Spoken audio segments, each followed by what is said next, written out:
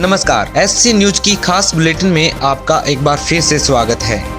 कल 29 मई को संत रामपाल जी महाराज को रूटीन चेकअप के लिए प्रशासन की तरफ से जिंदल हॉस्पिटल ले जाया गया। चेकअप रिपोर्ट में संत रामपाल जी को पूर्ण स्वस्थ पाया गया। कुछ बिकाऊ अखबारों ने इस खबर को लेकर संत रामपाल जी के बारे में भ्रामक जानकारी फैलाई है। संत रामपाल जी महाराज के चेकअप के दौरान डॉक्टर्स टीम में डॉक्टर सुरेंद्र MBBS MD और डॉक्टर विक्रम MBBS मौजूद थे। उनसे बातचीत के दौरान उन्होंने बताया कि ये नॉर्मल बॉडी चेकअप था जो बीच बीच में होता रहता है। रिपोर्ट के अनुसार संत रामपाल जी पूर्ण रूप से स्वस्थ हैं।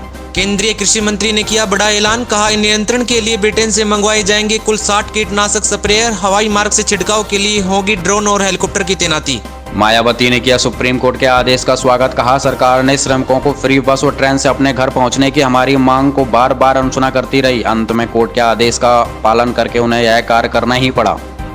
जैसलमेर में 540 किलोमीटर तक फैले भारत पाकिस्तान सीमा क्षेत्र में BSF फोर्स को करना पड़ रहा है कई चुनौतियों का सामना। भीषण गर्मी के चलते सीमा की रक्षा के साथ कोरोना वायरस और टिड्डी दल हमले से जनता की मदद में दिन रात लगे हैं BSF के जवान।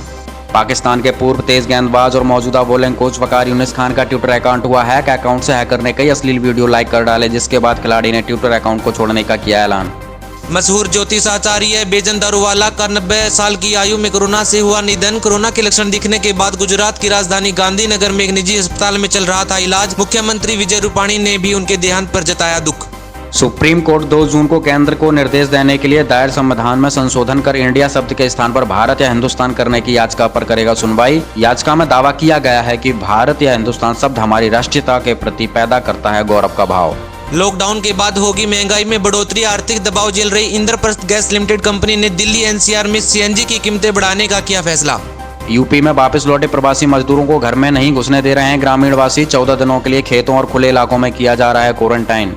सुप्रीम कोर्ट ने राज्य सरकारों को दिया आदेश, कहा मजदूरों से ट्रेन और बस का किराया न ले राज्य सरकारें, साथ ही प्रवासी मजदूरों के लिए राज्य और रेलवे मिलकर करे भोजन पानी की व्यवस्था। 4 धाम परियोजना के अंतर्गत उत्तराखंड के चंबा शहर में 88 करोड़ रुपए की लागत से 6 किलोमीटर लंबी सड़क और 450 मीटर लंबी सुरंग का हुआ निर्माण। यह परियोजना अक्टूबर 2020 में जनसाधारण के लिए की जाएगी शुरू।